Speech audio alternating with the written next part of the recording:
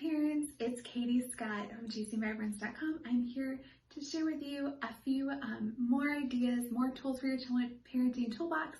And today we're going to be talking about discipline. Appropriate, consistent use of discipline. Discipline is probably the hardest part, in my personal opinion, outside of potty training, of parenting. The word discipline actually means to teach or guide. Your goal when it's time to discipline your kids should be to teach and guide them to make the right choices and accept responsibility for their actions. All kids need parents and adults who are going to set clear limits in their life and boundaries so they know what's expected of them. This gives them a sense of security, a sense of safety, and that the rules aren't changing. They know what's expected of them in their lives. It's important for us to be consistent, but also to know sometimes it's appropriate to break or adjust or change a rule. Rules at home aren't 10 commandments, they're not carved in stone, and we're going to be just talking about some principles of discipline, some things we just want to keep in our mind as we set up discipline and ways to train and guide our kids at home. No two kids are the same. If you have been around kids for more than a minute, you know that that is absolutely true. So what works really well with one might not be the best consequence for another kid. So you need to adjust and be flexible with your method, and put lots of tools in your parenting toolbox. Some of my kids taking away TV time is like the worst thing that they can imagine. One of my children, that literally means nothing to him because he doesn't like to watch TV. So we want to stay flexible, we want to stay present and engaged with our kids so we know that we are setting them up for the best and most helpful guide and discipline that we can give them. It takes hard work to develop discipline that's fair, realistic, and actually makes sense. It's okay as a parent to use phrases like, "I'm not sure," or "I'll have to think on that and get back to you" when your kid questions you as you're disciplining, teaching, and guiding them. Today we're going to talk really briefly about 3 different parenting discipline styles. You'll probably recognize maybe your parents' discipline style in this, maybe your own disciplining style. The first one is hands-off parenting. Permissive approach to parenting is sometimes called. And this is a parent that wants to support their kids, that want to be there for their kids, but they really kind of let the kids run the show. They kind of let their kids say yes a lot, let their kids do a lot of things that they want to do. And they want to be there in a really loving and supportive manner for their kids. All of these parenting styles come from a place of very good intentions, of course. And you may favor more of a "I'm the boss" or authoritarian approach to raising a child. You might believe it's more important than ever to take charge of your child's life and set firm and stern kind of boundaries and rules, and you're the boss of your kid's life. You might fall somewhere in between, somewhere in the middle, in that you need to bring guidance and rules and involve your kids in their lives, but also that they should take part in that. And so this kind of let's work together, there's kind of this collaborative approach to discipline. And every parent has a different way of disciplining their kids, and you may lean more towards hands-off parenting. You're just kind of like, let the kids be, let them be free, wild and free, and just kind of live their life. And you might be more of the like, "Hey, I'm the boss, I'm setting the rules, I'm the head of this household." And really, sometimes you're a bit of both, depending on the situation. But kids who are raised with a more hands-off approach may tend to take more risks than is healthy, and may actually feel very insecure in their parents, knowing that they really love and care about them enough to set boundaries. Kids that were raised by "I'm the boss" parents may find it really hard to make a decision without their parents' input. They're kind of frozen. Or they might rebel against their parents' stricter rules and spend their time kind of sneaking, lying as they get older to rebel against those harsh rules. So really, the middle approach of like, let's work together, takes the best part of both those approaches and combines it with the idea that the child needs to learn self-discipline.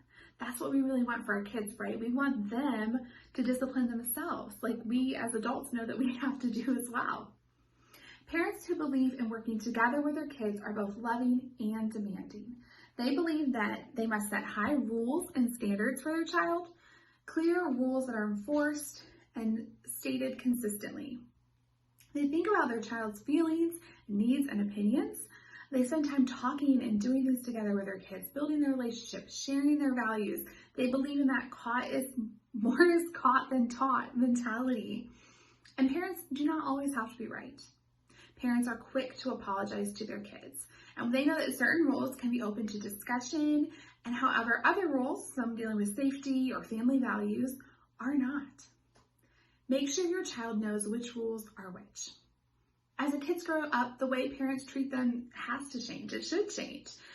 As your kids become teenagers, adolescents, they need to take more healthy risks. They need to make mistakes. They need to learn what happens when they make a decision, maybe when they make the wrong decision. They also need clear, well-communicated rules for behavior, just like they need it all along. Okay, as we discipline our kids, it's important to learn what to expect. Know what's normal for your child's age and maturity level, and respond with rules that meet those needs. We would not expect a 2-year-old to be able to fully pick up their entire room on their own and make their whole bed.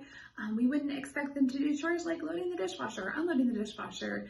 We wouldn't expect a lot of things out of a 2-year-old that we would expect out of a 7-year-old. And then that would adjust what we'd expect out of a 13-year-old. So we have different expectations, and that's kind of hard when you have multiple ages of kids, because the expectations and the rules might be different in your house, and that's okay. And you can just explain to them that, hey, they're a little bit older, so they have a little bit different set of rules because they're growing up. At all ages, children need parents who listen to their feelings, though, and help them identify and solve problems. Remember, we're disciplining as a guide, so we can guide our kids to making those right choices on their own. That's the real goal, to raise adults who are kind and who are supportive and who aren't jerks. So as they get older and gain independence, children need parents less as managers, like when you have little ones, you're constantly kind of managing them and helping them with everything, and more as advisors.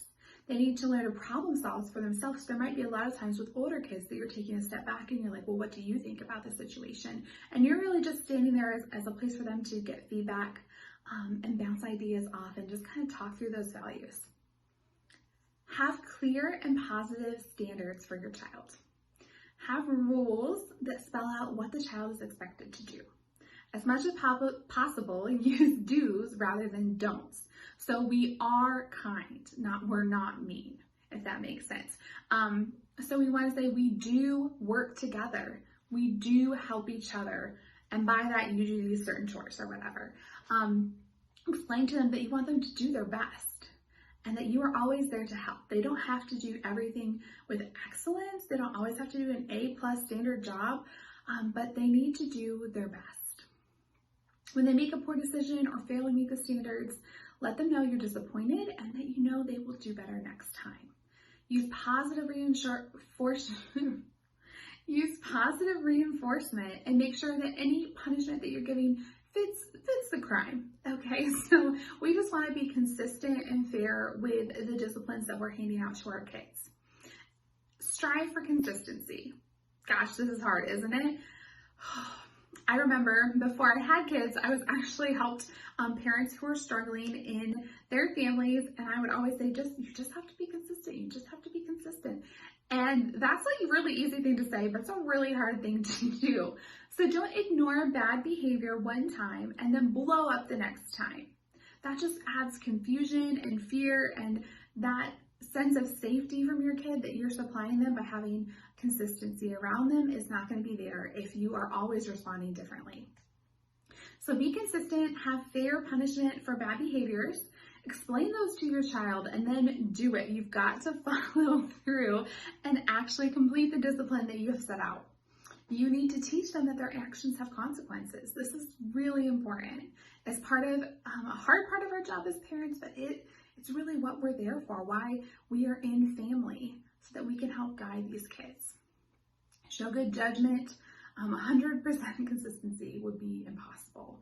So show some flexibility with your kids in making judgment calls or giving them grace or making other decisions when the case warrants it.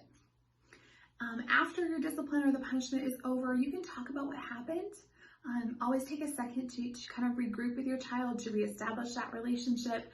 Talk to them about what happened, why that happened. Maybe talking about what you would like them to do next, and maybe what they could do different next time. Say, hey, next time this happens, when your brother has a toy and you want it, are we gonna hit, or what do you think we should try next time? Maybe role play a little bit what that situation, what a good response, what a wise choice in that situation would look like. Explain your guidelines to people who spend time with your child, and ask for their help in maintaining consistent standards. Choose caregivers who are good role models and who can stay in control when children are misbehaving, because those children need those boundaries and need to know that it's happening all across the spectrum. Be patient.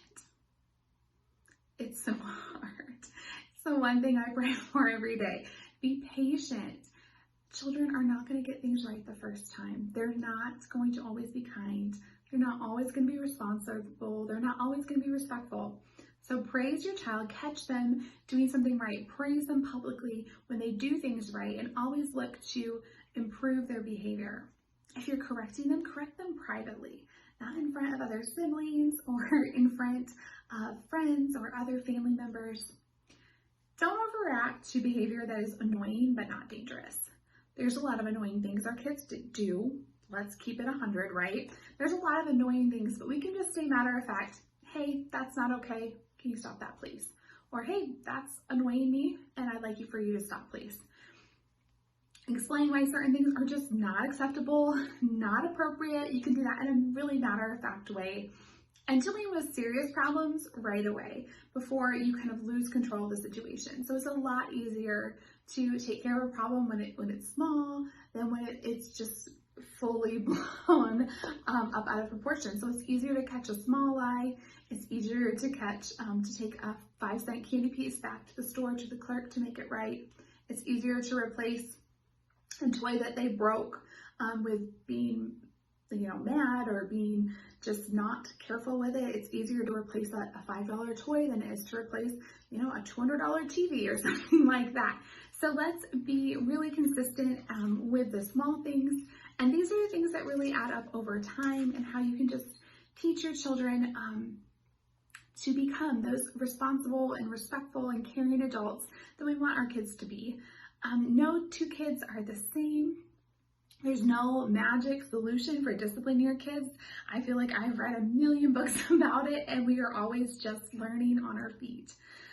Parents, we've got to understand that our child's abilities and difficulties are going to have better success with discipline than those who apply just a one-size-fits-all. So you be flexible as a parent. You be willing to learn as a parent from your child to be the best mom and dad that you can be to them, best guide, best coach, to instill in them self-discipline for the rest of their life. I hope you have a great day. Until next time.